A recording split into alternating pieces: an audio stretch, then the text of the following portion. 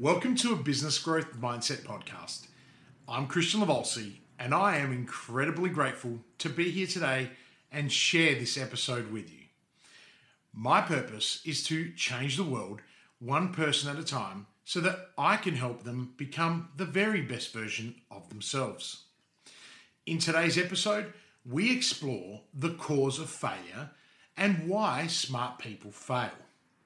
This episode is full of golden nuggets to get you self-reflecting and thinking always. This is a very brief masterclass, and I know that you will love it. To all the business owners and entrepreneurs, the crazy ones, the believers, the doers, the clever makers, the action takers, and everybody else in between, this podcast was designed for you. If this is your very first time visiting my channel or listening to my content, make sure you subscribe by clicking the subscribe button now and change the notifications alert so you don't miss future episodes. Stick around and listen up, because what I'm going to share with you has the power to change your mindset and those around you. Wow! Am I super pumped to be here today, and I hope that you are too. For the past month, I've been sharing content on fear, failure, and courage, and I've been blessed with incredible feedback, and I just want to say thank you, and thank you again. Today is likely to be one of my shortest podcasts, but one that will have a significant impact on you and your journey. Today, I want to explore with you the causes of failure and share with you why smart people fail. You see, I always justified my early failure at school because I was repeatedly told I was stupid. Therefore, it made sense why I was terrible at school. I accepted that I was stupid, and therefore I had to rebel to get attention, which further exacerbated the underlying issues in my childhood. When I failed catastrophically in my early 30s and was left homeless, penniless, and depressed, I had no idea why I failed. I spent so much of my life validating who I was by becoming a B-grade celebrity and chasing money that I lost my entire identity. Now, fast forward to a few years ago, after rebuilding myself from the inside out, undertaking my MBA, being awarded the Golden Keys, being acknowledged as a leader and change maker, helping 66 startups raise $189 million, becoming a father to two amazing and energetic children, and having the best woman in my life in Lucy, I realized that I was always smart, but I didn't understand the causes of failure and had no idea that I had developed deep and bad habits that would create a failure cycle that would lead most people to their end. So today, I want to share with you what I learned along this journey about the causes of failure, and from my research and experience, I can categorize them into 4 areas, right? Strategic misintent, okay? And this is when a compelling statement about where an organization is going that succinctly conveys a sense of what that organization wants to achieve in the long term is bad or wrong. Negative transfers, which is the interference of the previous knowledge with new learning, where one set of events could hurt performance on related tasks. The third one is one-track mindset, which is when a business owner or leader thinks of nothing more than one thing. They don't have an inquisitive mind, and they don't think laterally. Delusions of a dream company is the last one, and this is where leaders and business owners avoid facing reality. Now, to make sense of this, you can then break it down into 11 separate areas. 1, the magic answer, when an executive or leader thinks that he can find the secret to success in one principle or model. It encourages one big bet that is often the wrong one, usually a valid principle or model, but too incomplete. If you bet the company, you've bet too much. 2, the Holy Grail, a strategy that remains forever unattainable. 3, the wrong scoreboard, which is basically an inappropriate measure of success. 4, yesterday's answer, where a business is concerned with a picture of reality that once worked, but is no longer valid. 5, a different game. Companies' perceptions become obsolete, not because times have changed, but because it has moved into a new area where its version of reality is no longer valid. 6, a false self-image. Being wrong about what you are good at. That's a serious problem. 7, the film producer error. Failing to take sufficient account of the specific and often unique attributes that made a particular venture successful. 8, it's a small world.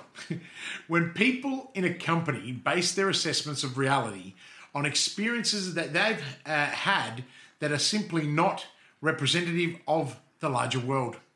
9, home field rules. When executives and leaders assume that their counterparts elsewhere will play by the same rules that they play by at home. And 10, expansive or expansion fever, okay? It's what a company is suffering from when it pursues rapid expansion at the expense of profitability and without controlling liabilities. 11, it's the zombie businesses. Businesses that are stuck in the ways, the delusional policies and attitudes that make for a zombie business will help support the mistaken picture of the reality, and it encourages employees to ignore vital information that would threaten it. Now, knowing the causes of failure helps you to navigate and steer. However, great leaders also predict the future, and you can do so by knowing the early signs of failure. Now, in my experience, working with over 500 companies and my academic research on failure, there are 4 very obvious early warning signs, and they include 1, unnecessary complexity. This is where business owners and executives tend to create a bigger problem than it solves. Now, I bet you can think of many examples of this in the world, and more closely in your own experiences. 2, speeding out of control. Business owners who make costly mistakes because they are overwhelmed and don't seek out the assistance of others and don't surround themselves with good advisors. 3, the distracted business owner or CEO. Leadership is from the top. A distracted business owner and CEO can have severe consequences on a company's culture, bottom line, and long-term viability. And 4, excessive hype. I've met many leaders who can hide problems or mask intentions that, if known, would lead people to make a different decision. And this is a big issue and can be overcome by the quality of talk in your organization. Smart leaders and business owners step up to learning and have an open-mindedness. They are always active listeners and love learning from others. They understand the good and bad practices, and they communicate often. Now, too often, I hear people complain about why so many smart people succeed. But in fact, this is not true. Many smart people fail, and often they fail because of bad habits. And I want to explore with you right now 7 habits that people form which help them fail. Now, habit 1, they see themselves and their companies as dominating their environment. Now, they feel that they're successful and that their companies are successful because they made it happen. They believe that they can do it by their own personal genius and personality. And as far as they are concerned, everyone else, right, is there to carry out their personal conception of what should be going on. They fail because they may feel as though there is no need for other qualified personnel, and of the lack of communication. Now, habit 2, there is no clear boundary between their company's interest and their personal interest. They identify too much with the company. They've got too large a stake and too much power. The downfall being too many unwise decisions. They cause the company to do things that would make sense for a person but not a company. And they become extreme risk takers. Habit 3, they think they have all the answers. Hasty decision making and taking shortcuts. And the problem with that is they don't consider the ramifications of their actions. They don't allow room for new learning and answers. Habit 4, they eliminate anyone who isn't 100% behind them. Their job is to instill their vision throughout the company. And if someone doesn't rally around them, they feel their vision is being undermined. So what's wrong with this picture? Then, well, they limit the company's abilities. They eliminate the chance to correct problems as soon as possible. Habit number 5, act as the company spokesperson, and they're obsessed with the company's image.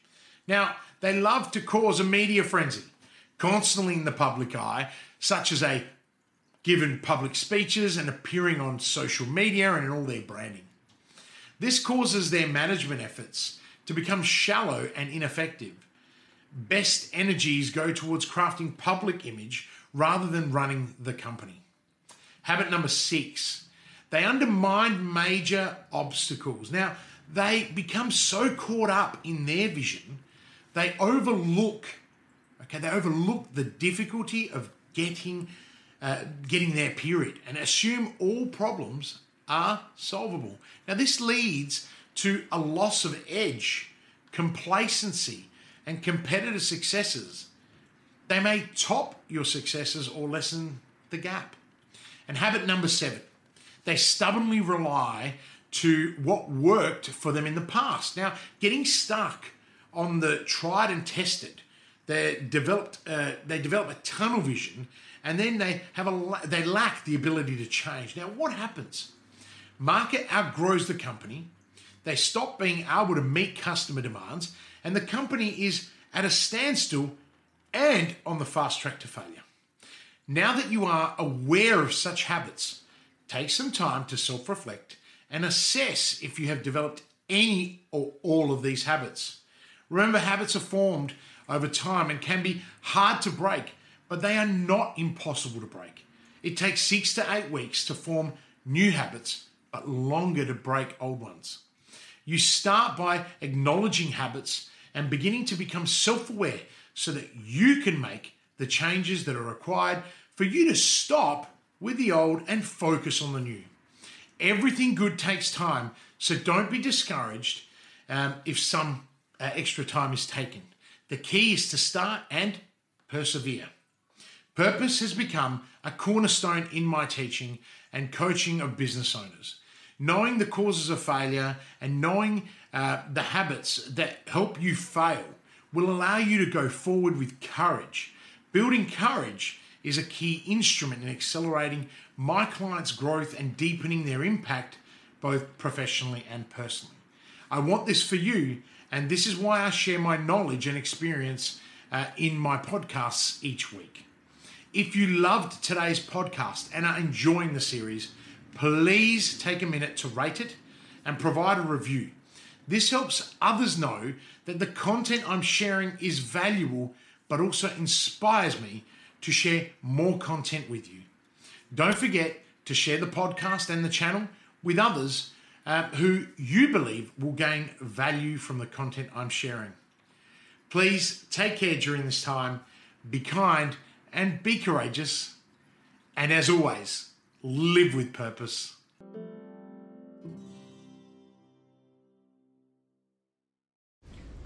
Are you ready to start taking action on your business?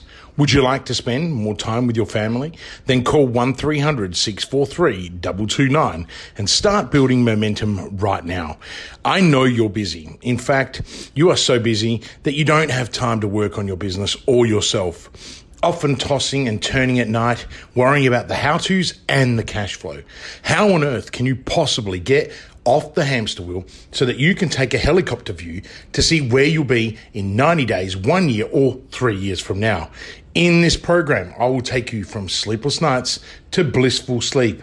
You'll have more time with your family and you will have the clarity and direction so you can grow and flourish. Call 1-300-643-229 now and start building momentum.